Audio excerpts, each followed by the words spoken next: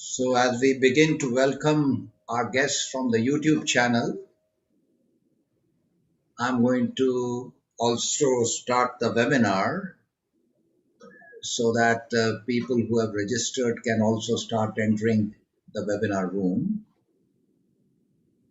And I just want to say that today is a very special day because we are completing our annual anniversary today of this webinar series. As I was telling Sangeet and my colleague Preeti here just before we started welcoming the guests, that last year when COVID struck, some of us were asking the question, what can we do to serve in these very uncertain times? And then I got this insight that how nice it would be to call leaders from all over the world, which otherwise is almost impossible to get them into one place. So how about inviting these leaders so that we could all learn from their lives and their stories about how we could become better versions of ourselves? And what a beautiful journey this last 1 year has been. Every Thursday, I know so many of us who look forward to the joy and the excitement. And for me, it's like a child going to a candy shop and experiencing the whole exhilarating experience of learning from leaders. So, Sangeet, thank you very much for accepting our invitation and coming this evening. Thank you, Anil. Thanks for inviting me. I'm honored to be here. Thank you. And Preeti, would you like to introduce yourself as my co-host? Definitely. Hi, everybody. My name is Preeti. I was part of the SOIL self-starters batch, as we called ourselves, in 2016-17. I currently work for a small SEO consulting outfit here in Toronto. I moved here 2 years back. And my background is actually in mathematics and actuarial science, and I made a transition from that into doing an MBA. And yes, you were already a master's. You already were a master's degree from one of the top universities in Australia, and then you decided to invest in a second program in SOIL. So yeah. It's wonderful. Thank you, Preeti, for being part of this. So, Sangeet, help us to understand, where did it all begin? Tell us about, with the kind of family you were born in, your early influences, and what shaped you as a person in the early part of your life. That's an interesting question. I mean, starting at the roots, my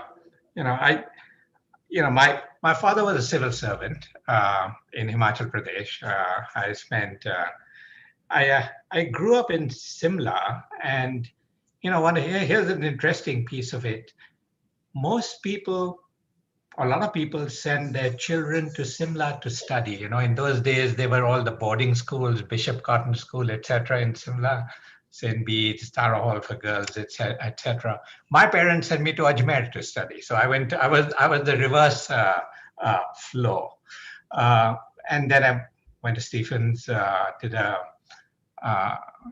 BA in economics, and went to FMS. Those days you went directly and did your MBA.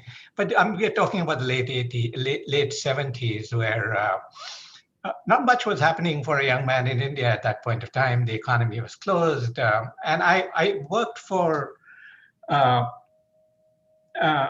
this probably tells you a little bit about me. I had job offers from companies like ICI and Chartered Bank, which were considered at that point of time to be the premier employers. But I decided to get into the computer business. And at that time, IBM was phasing out, IDM was coming on board. But I just thought that was going to be where the future was going to be.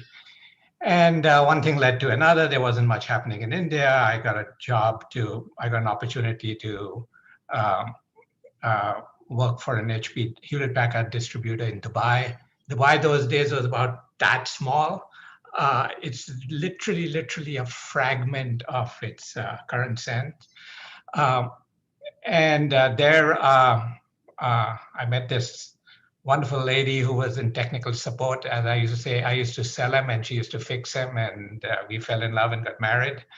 Uh, I must have done something right because Hewlett Packard tapped me on the shoulder and said, "Would you like to join us?" And I moved to their operations in Greece. I was based in Athens, but I was responsible for HP's computer group sales in everything from Turkey down to Egypt. And I started Hewlett Packard Turkey and Hewlett Packard Egypt, which was for somebody who was at that point in time in the late 20s, was heck of an experience to just start an operation of a company in some countries. Uh, that was also the point where people were literally blowing up airplanes, and I was spending half my time on the airplane. So my wife was getting a little concerned about that.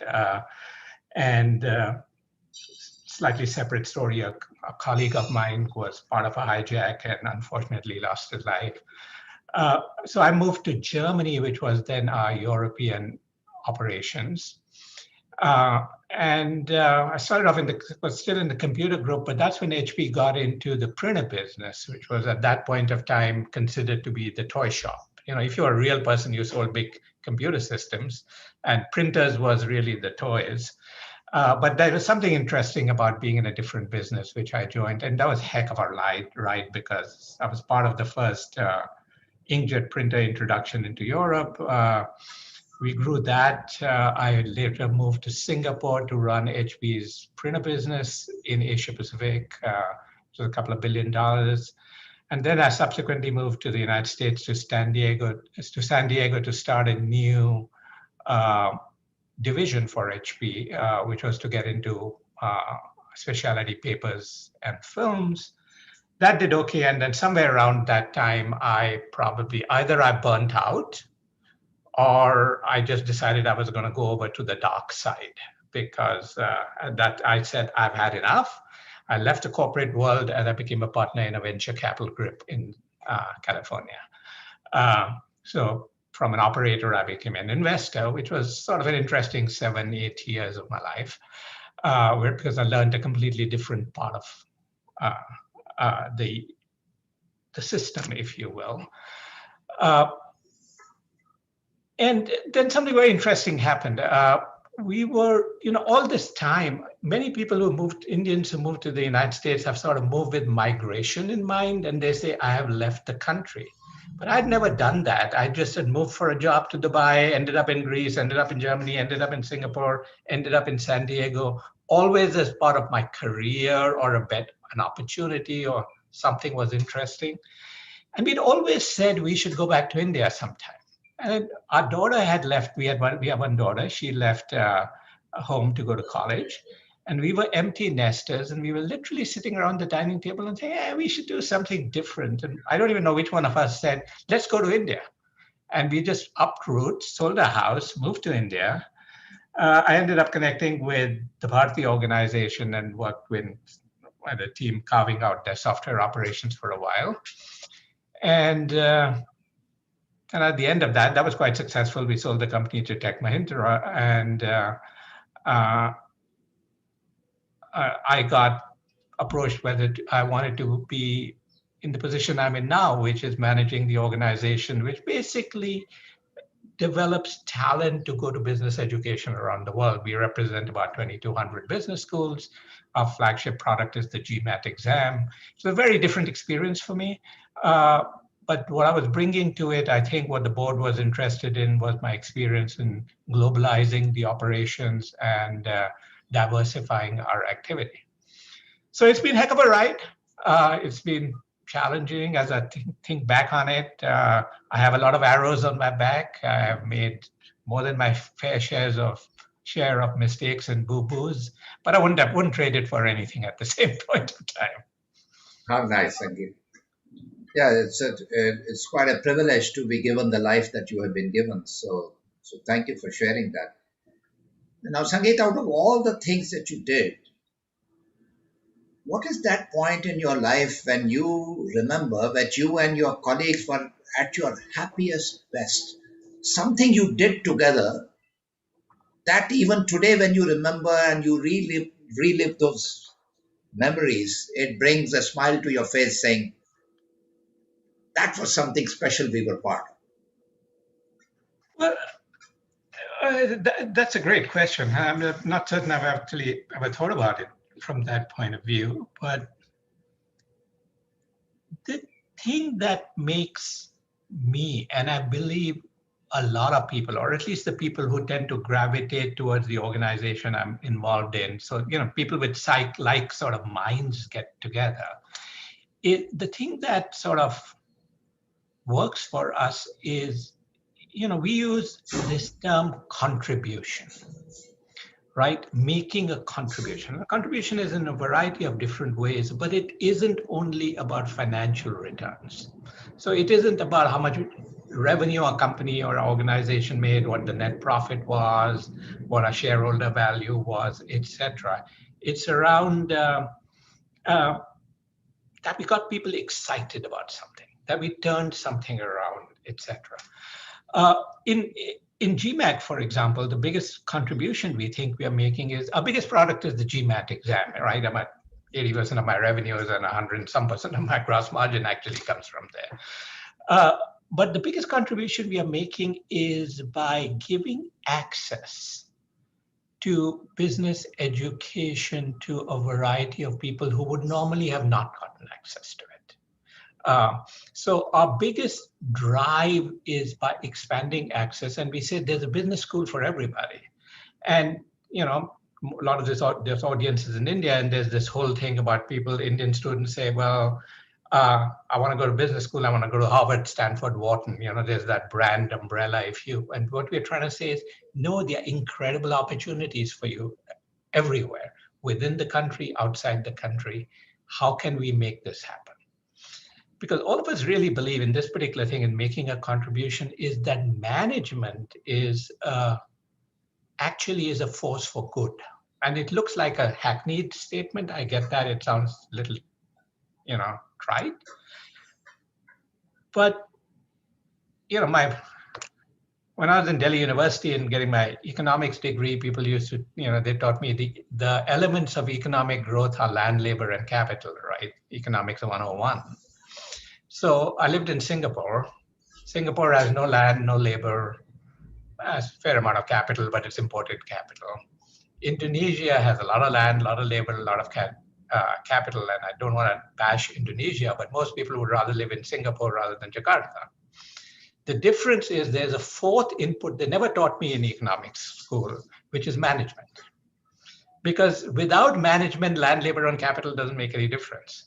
So I really do think that well-managed organizations really build people up, and that's the organization that we've tried to do. So if we can organize ourselves around a common sense of purpose, I do believe. And the purpose sometimes is fairly commercial purpose also. That's okay. Doing a turnaround, for example, doing a carve out. It's something which is non-linear, right? The linear, everything is going to just chug along at 4% growth every year, doesn't give, at least to me, the same sense of fulfillment. Then we took something and we bent the shape of the curve. So most of the examples I can think about actually fit within that kind of definition. So I haven't given you a specific answer, maybe the philosophy behind it. Thank you, Sangeet. The reason we started SOIL and we started the School of Inspired Leadership along with these 32 companies with whom we had done years of work on leadership development is because we wanted to start a new conversation to say that business could become a vehicle for doing more good. Yeah. And we said to ourselves that we need to take responsibility. The world of business needs to take responsibility for the way we live now. And one of our dreams was that in addition to a highly reliable and, accurate test like a GMAT, what would happen if we were to also start appreciating, and in addition to GMAT, start looking for different forms of intelligences like the creative intelligence, the emotional intelligence, and other attributes like resilience and those kinds of aspects. And most of all, we wanted to pay a lot of attention to the values and dreams of the young people, that what are they wanting to study for? What is it that was finally in their hearts as their highest aspirations for the world and for themselves? And I'm curious to know, because you must have, and GMAT, I know I have spoken to some of your colleagues in the past. There is this interesting conversation you have been also having, that GMAT measures something with accuracy of this kind. Good leadership, you require more than that. So tell us about your own thinking on that matter, and tell us more about what you are also recommending to business schools to pay attention to. Yeah, and we recommend it to business schools, but also from to employers. I mean, there's this question of what creates a successful leader, right? And to some extent, certainly intelligence, and intelligence in all its forms, right? Not just direct intelligence, but spatial intelligence and pattern recognition is a really important piece of intelligence. So I just want to make the point that intelligence isn't the fact that you can learn something from a book or do very well in a classroom. It's a broader sense of intelligence, but we call it cognitive largely. It's around. But there are two other aspects which are incredibly important to success, because you can be off the charts on the intelligence scale, which is what we measure with GMAT. So GMAT is only a piece of the equation. You can be off the chart on that scale, but not be very successful. So you can say it's probably a necessary condition, but it's not a sufficient condition. What we really knew, loosely people call it soft skills or emotional like intelligence, etc. But clarity of communication, the ability to collaborate, the ability to work across cultures, to not be dogmatic in your thought processes. I mean, those are also incredibly important skills. And there's a third dimension, which is becoming, I think, very important in the current world, which is, life cycles, product life cycles, corporate life cycles, job life cycles, career life cycles, all becoming shorter and shorter.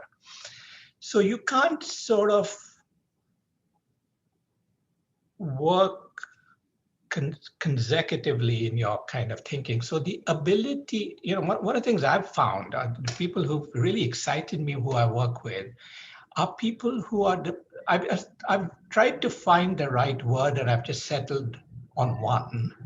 And I just think it's curiosity. It's the desire to look around a corner, right? And say, what's on the other side of that corner? Curiosity makes the world go round, actually. It sort of comes around to that. So you kind of gotta get this step around cognitive intelligence, which we know pretty well how to measure by now. We've got a century of experience in measuring that, and we can measure it with a very high level of reliability. We need to be able to build what we call the emotional or the cognitive or the soft skills, and then we need to build curiosity. The problem is that, and I don't think anybody has really solved it, we are trying very hard to, is that while we can measure cognitive intelligence pretty well, the rest is part in business school language is what we call the holistic evaluation process, right? But that process is subject to a lot of bias. So while things like standardized testing can remove bias by being standardized by definition, bias becomes a problem.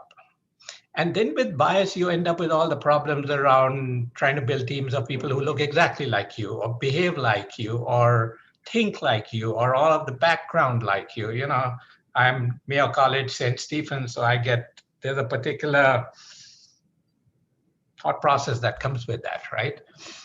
But the research really has shown that the most highest performing teams is, if you want, Google did this work, actually. I was reading about this with the Haas School in Berkeley, about how do teams become most effective. And what their research showed within Google was that the most effective teams was not, if you had a really intractable problem, you didn't actually put in there the smartest people. You made certain that there was diversity in that team of opinion, and you can get diversity in a variety of different ways, because that creates challenge. So the problem I think we all face, whether we are recruiting people for organizations or admitting people into business schools, is we can figure out how the cognitive intelligence works, but then we are all subject to this bias that comes from trying to get people, because we all react to people who are like us. That's a human nature thing, right? So we have to break that that mode somehow.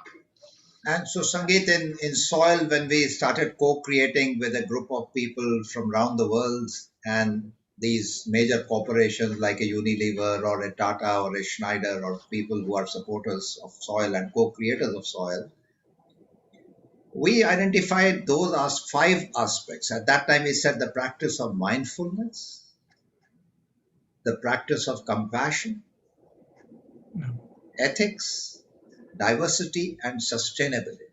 Absolutely. And we said these are the 5 that build that character for people. And, and the curiosity is a very important part of the practice of mindfulness, because when you're totally aware, you begin to pay attention without biases. And you're, with that, what we call the unschooled mind. And, so it's very interesting. And I'm glad you brought up about the GMAT test and its accuracy. I had a colleague in our joint venture with this Menlo Park-based consulting firm called STG, most of them from Stanford. Graham Jeffrey at that time was a perfect 800 out of 800 on GMAT. Robert McNamara of World Bank, Graham Jeffrey, and there was an IIT Mumbai guy those days. 3 people had perfect 800. Now, Graham Jeffrey, God bless his soul, he was our best spreadsheet analyst. He had the best mind to do that. But Graham Jeffrey was a shy and an introvert person who didn't too much enjoy this process of business development and things of that kind, right? I mean, I really liked him. Unfortunately, Graham passed away a few years back. But, he always said to me, Anil, looking at some of you guys, you can just walk into a room, introduce yourself to people, build that rapport and relationships. And here I am, I enjoy my spreadsheets, I enjoy my maths, and I can max any exam, right? But I often ask myself how the world would have been if I also had paid attention to the other side. So this is an interesting story about that. And I think that's what you're telling us this evening. Yes, yeah, absolutely. And it's also for courses, right? In certain positions, certain roles, the Graham type of skill set works better, and in some other roles, it doesn't work better. So yes, it's situational. Now tell us, Sangeet, you have had so many different roles. You are really, truly a global citizen, and what has been the biggest challenge that you have faced in your life? Something that showed up as something particularly difficult, and how did you deal with that? Well, actually, it sort of builds off your Graham Jeffrey story.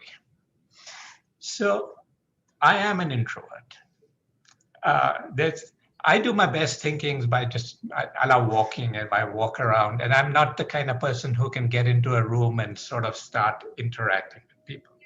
Now, normally that doesn't make that much of a difference because introverts learn how to cope and they have their own social milieu and your own friends, etc.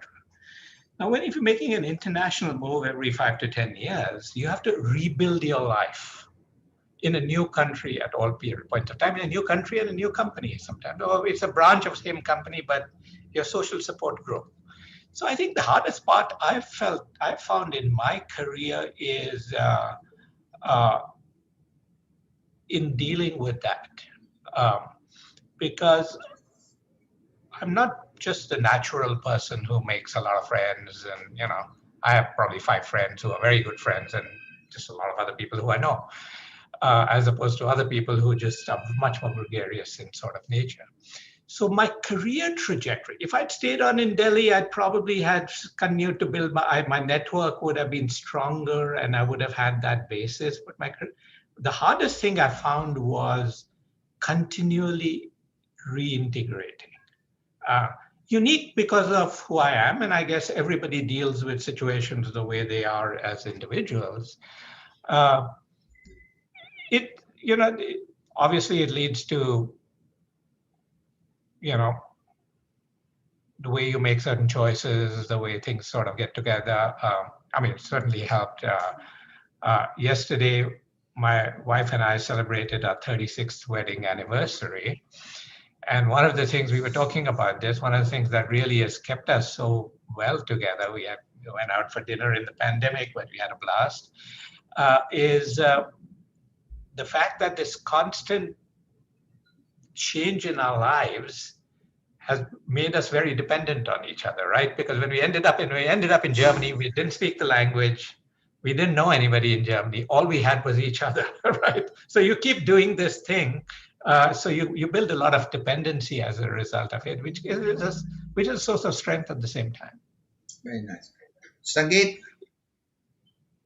the pandemic and its impact on higher education, especially business education, and the way you see business schools getting transformed.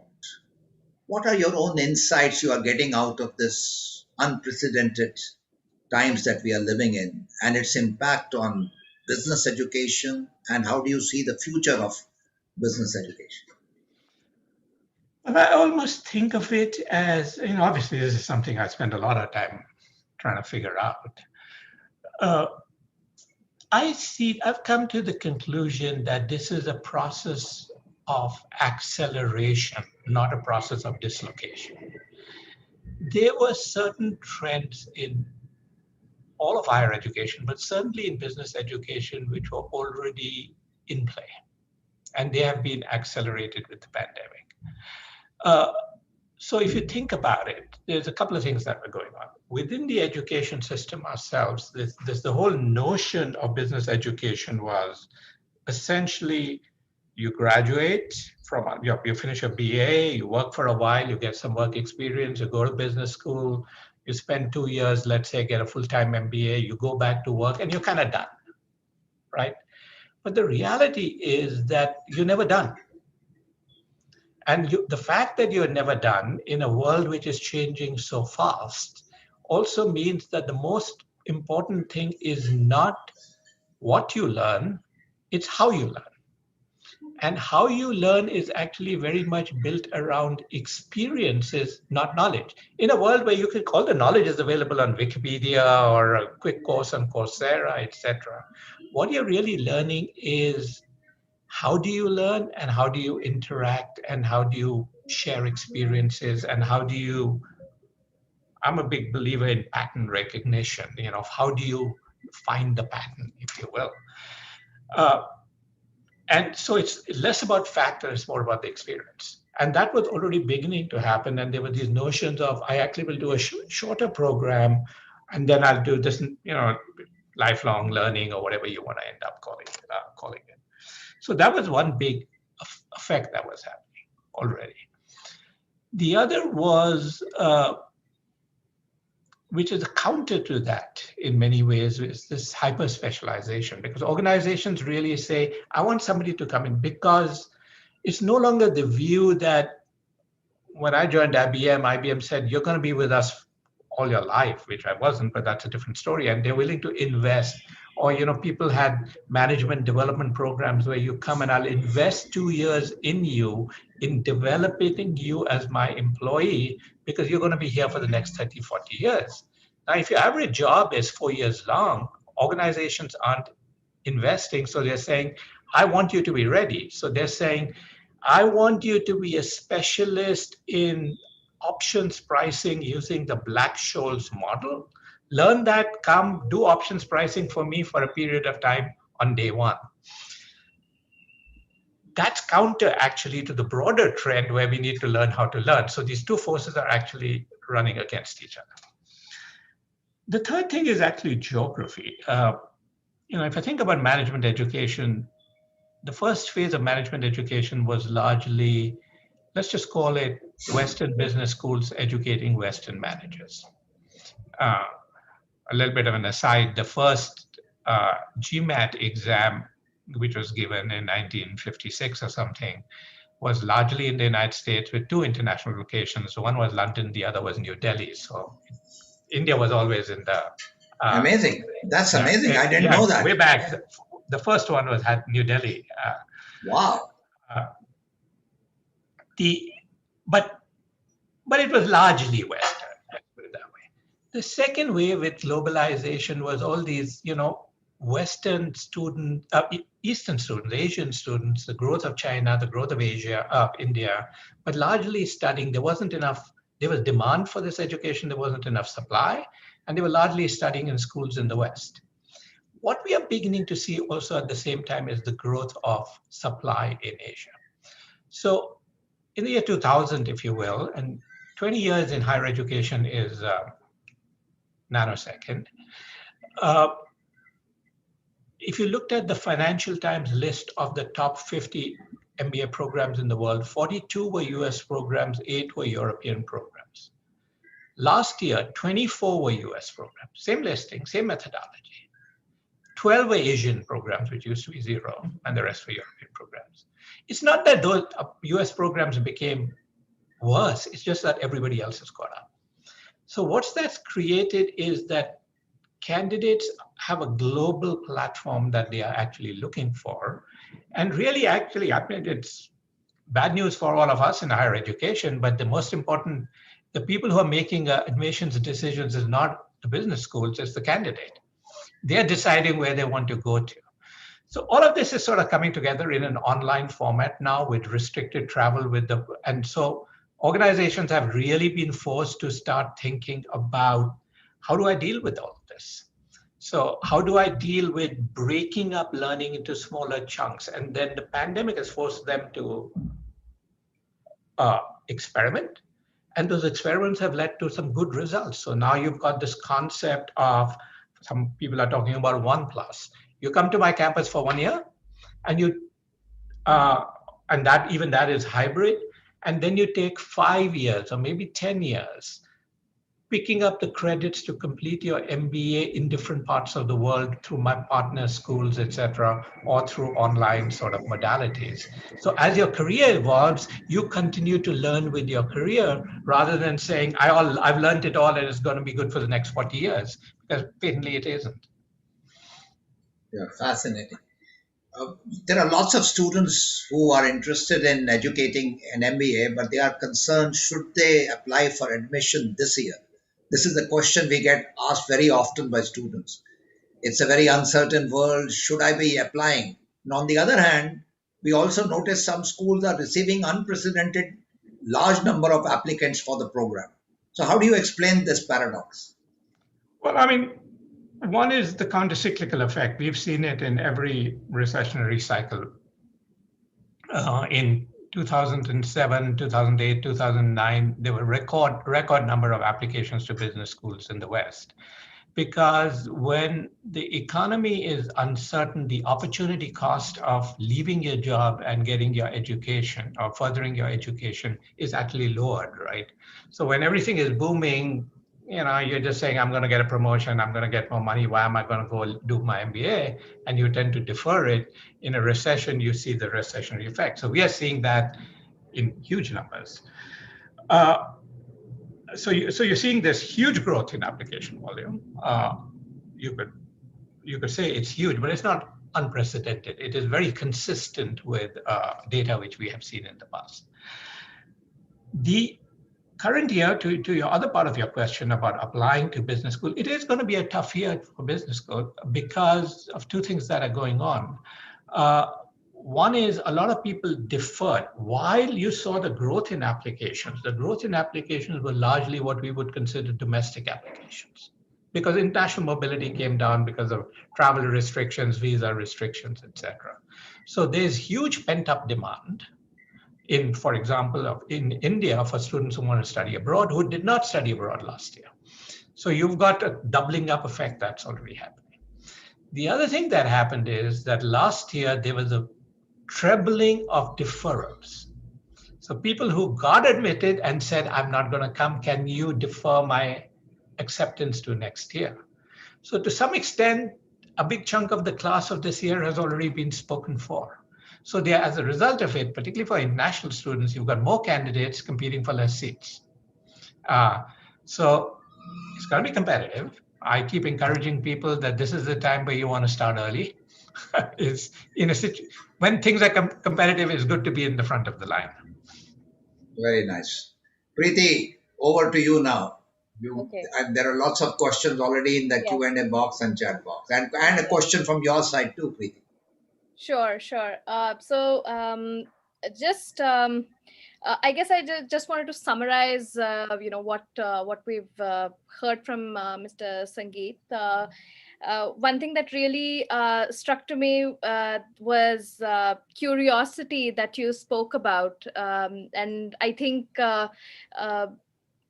it's so difficult, and my question is regarding curiosity. Like, we've been in the pandemic for a year now, and you know everybody has their highs and lows, but how to keep that curiosity alive, and to become a better version of yourself. And how do you do that, and how do you want like what can we do to keep that curiosity alive? Yeah, I don't know if there's a standard formula, frankly. Maybe there is, I just haven't found it. I can only share what I try to do is, first of all, my staff keep telling me, you seem to read a lot. I just try to, and I don't try to read about stuff that's directly related. So whether it's, so I've been spending a lot of time actually reading about strategy, and strategy in the context of, there's a great book by Geddes, which actually starts with King Cyrus trying to invade Greece in 442 BC or something of the sort. So these are these random points that you pick up over a period of time. And then you draw sort of connections. Mm-hmm. So that's one of the things that so this thing about drawing those connections and always trying to, it's trite, but it's saying, what's coming next? Mm-hmm. So the way I see my role as a leader is, if I have done my job right, I shouldn't have to worry at all about what's happening today. It doesn't always work that way. This is a little idealistic. I get that, because problems do happen. Yeah. But in an ideal world, if you think about it, if you're the leader, if you're the CEO of an organization, your staff should take care of everything about today. You should have to do nothing. And if you assume that every time I get into whatever I'm doing today is a failure somewhere in the organization. I don't mean it from a negative point of view. I just mean that something didn't go right because I have to go in and sort of help something. Then what I need to really do is to be able to say what's coming next. And there's a healthy dose of paranoia. Andy Grove wrote his famous book about only the paranoid survive. I think there's some truth towards that, because the world is changing so fast. And if there is an opportunity, we've got to assume that other people have already seen the opportunity. And other people have also seen the opportunity to disrupt my activity. And I can give you a list of 10 things that are going to drive GMAC completely, blow it out of the sky. So then the question is, how do I war game in my mind what may happen tomorrow? Because most of my team is too buried into dealing with today. There's nobody else who's worrying about it the way I should be. So I should really be worrying about this tomorrow. And that's what leads to the curiosity thing, right? Because you've got to start with this question. And I once went to a presentation and somebody said that this is about 30 years ago, but it still stays in the mind. And the question is, what is it which is not possible today, but if it was possible, would change everything that your organization did? So, right, it's this. So you got to keep asking that question. What is it? Not what's happening today, but what could happen tomorrow. And you got to be curious to do that, right? Because what's going to happen is not going to happen from within your industry. When I was in business school, the biggest case studies we used to read, I mean, in those days, most of the case studies in Indian business schools were American case studies. And I remember the big case studies for some reason had to do with US Steel. US Steel was the giant steel company. US Steel doesn't exist any longer. It's not because steel doesn't exist any longer. US Steel doesn't exist any longer. Right. US Steel got disrupted by a thing called the mini mill. The mini mill wasn't built by a competitive steel company. The mini mill was built by a company called Nucor, which was in the glass making industry. Absolutely. Yeah. Right? So stuff comes at you from all directions. Yeah, absolutely. So would you like to start reading now the questions from the Q&A box? Sure. Yeah. Okay, so we have a few questions. I'm going to start with the first one that came in. On the point of what GMAT measures, a senior professor at a US university said that they use GMAT as an excellent eliminator rather than a selector. He said if we use it as a selector, the class would be largely Chinese or Indians with high GMAT scores. If they sought diversity, they needed to eliminate using GMAT and select based on bunch of extra factors. This is asked by Prasad Subramaniam, who's an adjunct faculty at SOIL, also the father-in-law of Preeti, who is here. Yes. So that's why he got the first question, right? Okay. Good job, Preeti. Yes. No, yeah, so first of all, the GMAT, the GRE, any standardized test should never be used as a cut score. And my biggest beef, let's be perfectly honest about it, we all, I presume, are from India and we all have interests in the country. The problem we have with testing in India largely is that things like the CAT are used as cut scores, so many percentile and then you go above, because then you create this dynamic which you're talking about. If you use the GMAT as a cut score, you would end up with 100% Chinese and Indian students maybe. You need diversity. So what it is what the GMAT tells you, if it's done right, is the GMAT is built around prediction. We predict how people will do in your classrooms. But just because 100 people can do well in your classrooms doesn't mean they are the right 100 people, because the other part of admissions is what we call cohort building. Because a business school cohort, more than anybody else, right? In some other disciplines, you're going to go to the classroom and you're going to listen to your professor give a lecture. In business schools, you discuss, you learn, you do case studies. The diversity and view of the cohort is vitally important. So the test should give you prediction about how the class should do and even it out. By the way, it's not great having somebody with a GMAT 750 and somebody with a GMAT 550 in the same cohort, because they can't manage the same conversation. But then that's where the holistic admissions process has to come in place. So you have to have diversity goals. You have to understand how different personalities are going to start working together.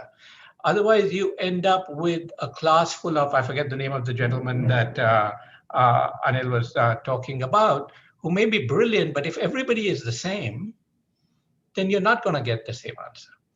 Right. In India, we made some progress because CAT, because of the structure, it's not predictive as a structure. And in places like the IIMs, you ended up with a lot of people who are really the same. Male engineers from IITs. Nothing wrong with men in engineers or IITs, but it sure changes the perspective. If in the classroom you get a more diverse bunch of people, and the instrument should not stop you from getting there. I have a problem with the instrument which does stop you from getting there, because it sort of lends itself to a particular type of candidate. So it's a great question, and something which we have to guard against. Yeah. Okay. There's another question from Arun Kakade. There has been a decline in the number of jobs available worldwide currently. What is it that these jobless need to prepare or act to be ready, and what are the immediate actions that they need to act upon? Yeah, I mean, this is, I think, what Arun's talking about is it's not really only a function of the pandemic, which is you can say is a cycle. It's a function of the change in our economic structure. A lot of great things have happened as a result of technology, but there are certain things which haven't been really good outcomes, right? I worry about what the loss of the concept of time and space has ended up doing. Because when you think about it, a lot of stuff was built around time and space. So you went to your Canara store because of time and space. It was in your community and it was open at a particular point of time. That was actually the value added of the Canara store. Or even you went to see a movie because of time and space. Technology has disrupted that. So now time and space are no longer irrelevant because Amazon Prime will drop your sabji in your door in 3 hours' time. What that ends up meaning is that there's concentration, and there's concentration of both economic power, which leads to economic inequality, which is a whole problem in the world today, but it also leads to a reduction of, or the removal of a whole number of jobs, particularly in the middle, right? So you've got the jobs at the top, you continue to have the job of the guy who's going to deliver your stuff from Amazon, but everything else in the middle is potentially disappearing. I'd encourage anybody who wants to follow this, read some work by a guy called Guy Standish. He's a British economist, and he writes about this notion of the precariat. So this is this interesting new class. We always had the well-off and then the working class, whichever way you want to think about it. But he really talks about the people who live precarious lives, who are actually well-off. So this is the gig economy that's happening. So what's happening when the jobs are going away? A lot more people are self-employed, a lot more people working in the gig economy, but they don't have the social safety net. So his notion of the precarious is they live this precarious life, which is one paycheck away, or one illness away, or one something away. So they may be doing really well, because if you go to guru.com or alinerd.com in the US, you can hire a consultant. I've actually hired an ex-BCG consultant to do a project for me who did a wonderful job. I didn't have to hire BCG. I just hired the consultant online. But that individual is living a precarious life. So this is, I think, a social problem that we are going to have to, as society is going to have to deal with, because economic progress is not going to go back tomorrow. Technological progress is not going to go back tomorrow. How are we going to build the right economic and social structures that provide solutions for the middle class, which is really what has driven most economies forward? I'm not certain that the answer exists actually, or has been, but there are people talking about it, and there are people experimenting about it. Everything from universal basic incomes, which helps certain people, to expanding social safety nets, to constant learning programs, which touches my particular industry, etc. Yeah. In fact, when you mentioned that you hired somebody on guru.com, I've also been working on something, and I hired somebody on Fiverr from Sri Lanka to do some work for me. You spoke about online education and how it's going online. What about, and since you spoke about the gig economy, I was just curious to know, somebody sitting in Sri Lanka, somebody sitting in India, do they have to, what looks in what can we expect in the future? Do we have to wait for a visa to get a job in the US, or is it going to be is that also going to become online and in a very big way? There are no boundary, there are no borders, for that. So what do you think, what do you forecast? I don't think, here's the thing. Nearly in everything in human history, regulation has lagged innovation. Because after all, when you think about a regulation, there's nothing to regulate until something innovated something, right? So the point you make is a really relevant one. So I hire somebody in Sri Lanka. So first is, who's responsible for taxes? Do I withhold US taxes for that individual, or do I withhold? The Sri Lanka government says, you just hired this person, you should withhold taxes for the Sri Lankan innovation. And I'm saying, I didn't, I'm sitting in Washington, DC, etc. Yeah.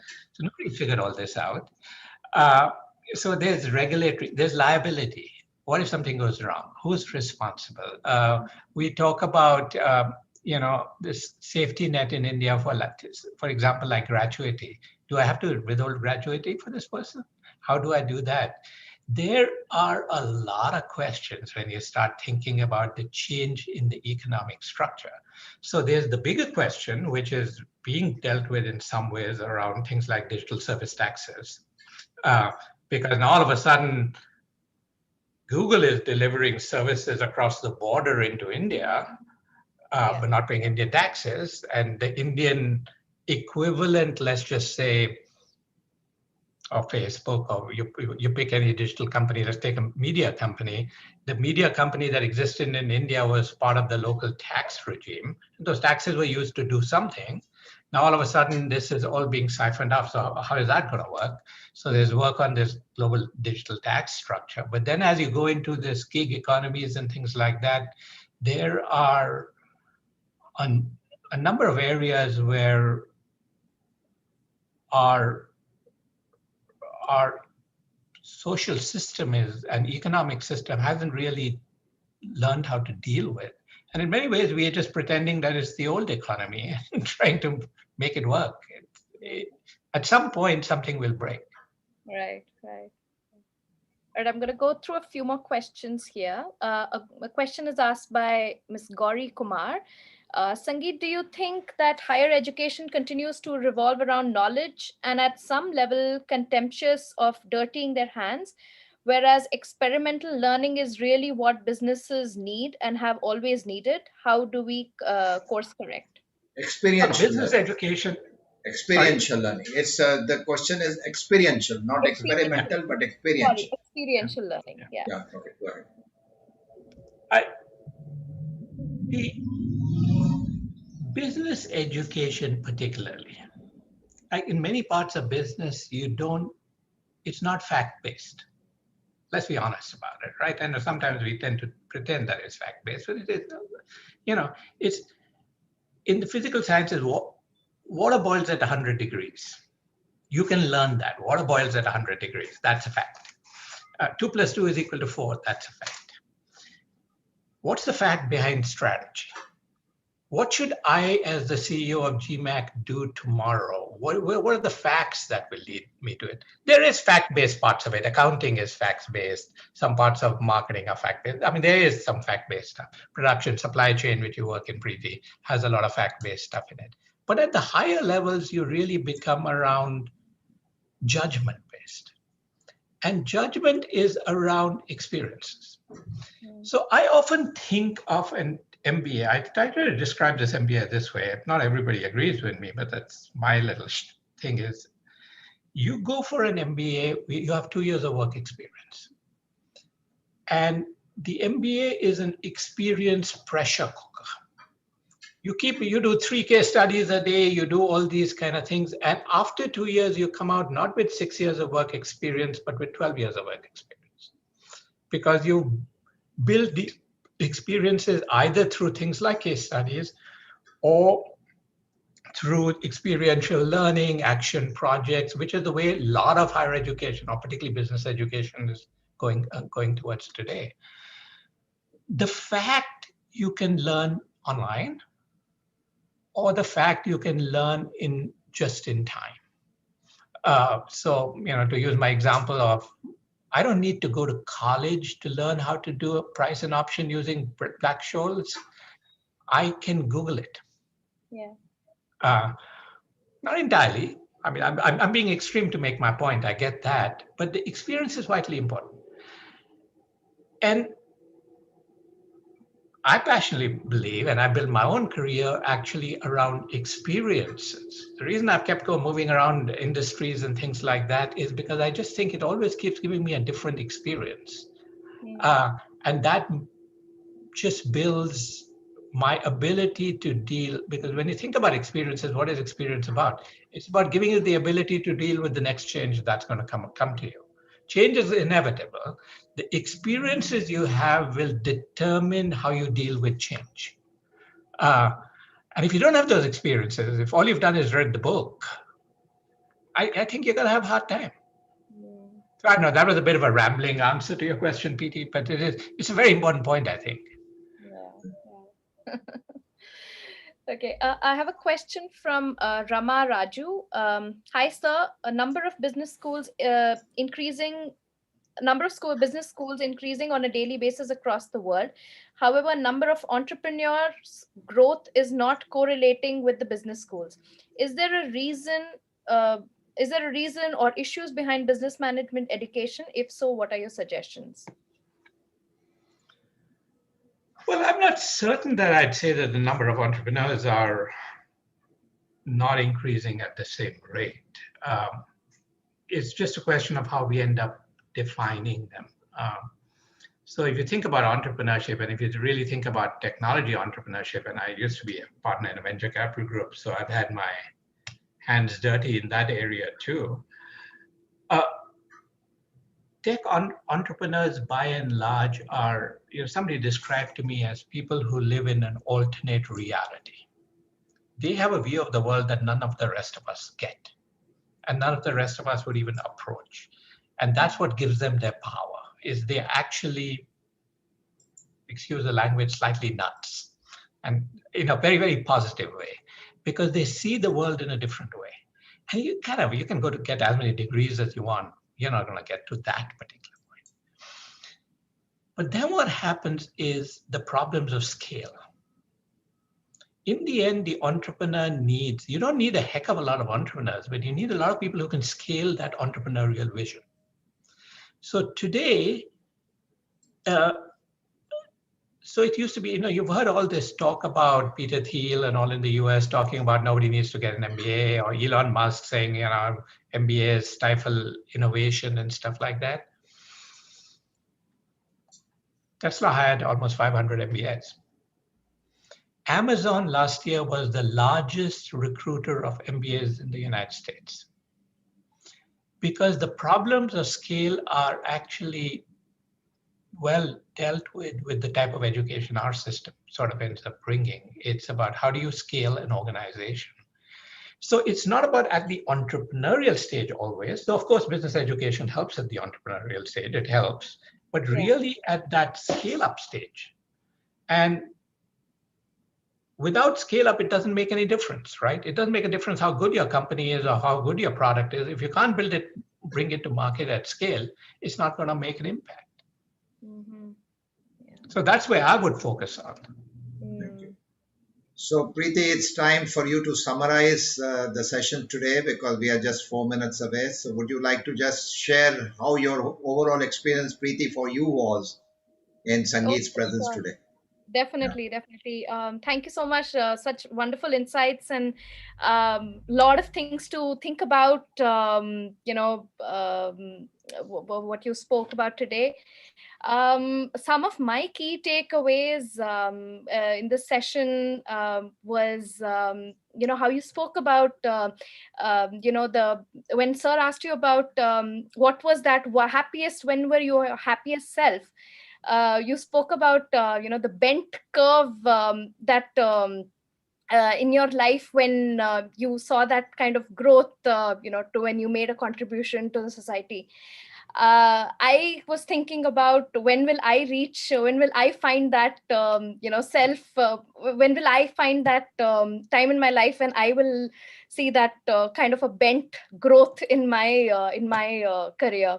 But along with that, I also really liked how you spoke about constantly, since you are a global citizen and you've moved across the world, constantly reintegrating, with the society, with the network that you have made, with the jobs that you have had, with the people you have been, people you worked with.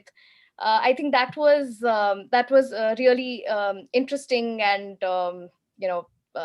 yeah, so that's something that I really enjoyed listening to as well.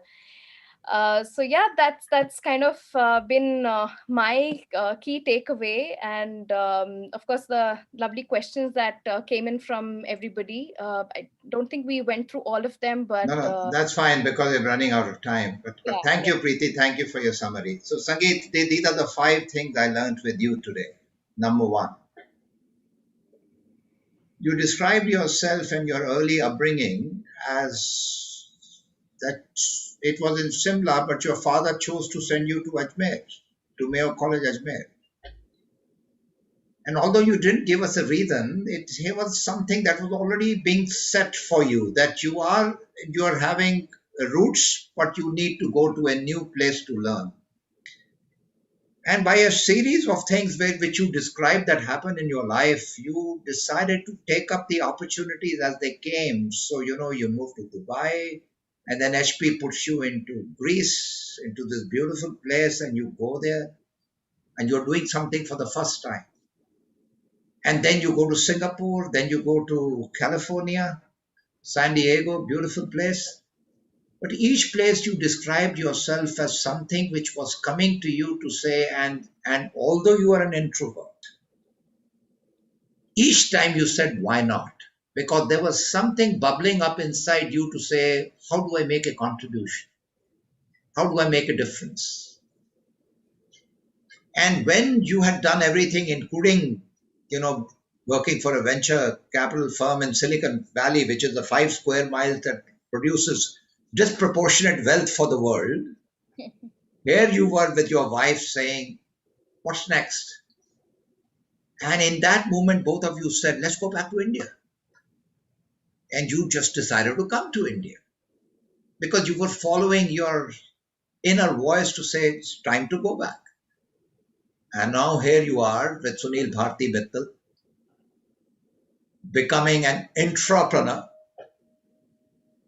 scaling up that company, selling it to Tech Mahindra, and say, what's our next adventure in life? And here comes GMAC. And something which just comes out of the blue, you haven't done this earlier, but you say, 3 things. How to make this organization truly global, how to help it to realize its full potential, and how do I make a contribution to Thrift's platform? You said yes. And what you are telling us all through, you have been very forthright in saying that GMAT is a very accurate test for us measuring certain kinds of intelligence. But you warn people, do not use that for purposes it is not meant to be used. You say education is about a holistic experience. You have to bring your whole person there, intelligence in its full form, spatial intelligence, artistic intelligence, design intelligence, intelligence of dealing with people. So these are all such important aspects. But what you have been telling us through the reading that you do and the reflection that you do, you think through. Even though you seem to act in the moment, there is a certain method to it which is going on in your heart and mind. But to every opportunity to learn, you have said yes. And therefore, the words that come to me, the unschooled mind, the childlike curiosity to say, is that so? That whole wonderful experience, is that so? So, I listen to this anti-mosquito repellent in my neighborhood creating this racket. And I say, okay, that's the noise. But there is also this inner joy of learning at every step, right? So what a great experience. And thank you for telling us that, in the time of the pandemic, very interesting paradoxes. On one hand, you have large amount of applications and everybody wanting super specialization and things like that, what they're expecting from people. But at the same time, the paradox, the most important thing is learning how to learn. And you are saying, do not try to control the world. The world is happening. Revel in its beauty, revel in its wonderful diversity, and just have that one word, curiosity. Is that so? So thank you. And, to all our listeners, today we celebrate 1 year of this wonderful series. And I'm so glad we are ending this with the 52nd episode with Sangeet. And we are ending it with the spirit of curiosity. So you will be curious about what does soil co-create next. Frankly, I don't know, but I'm also curious to say what emerges. So let's honor that and look forward to the. And thank you, Preeti, for being such a wonderful co-host. Thank you, Oh, everybody, for joining it, including my dear friend Rami Mukhija. You are there. I was telling Sangeet about you, the board member of Lordson and Tubro, and several other such colleagues who are part of this group. Thank you very much. Thank you. Thank All you the very again. best. Enjoy the rest thank of you. your day, Sangeet, and thank you. Thank you, everybody. Thank you.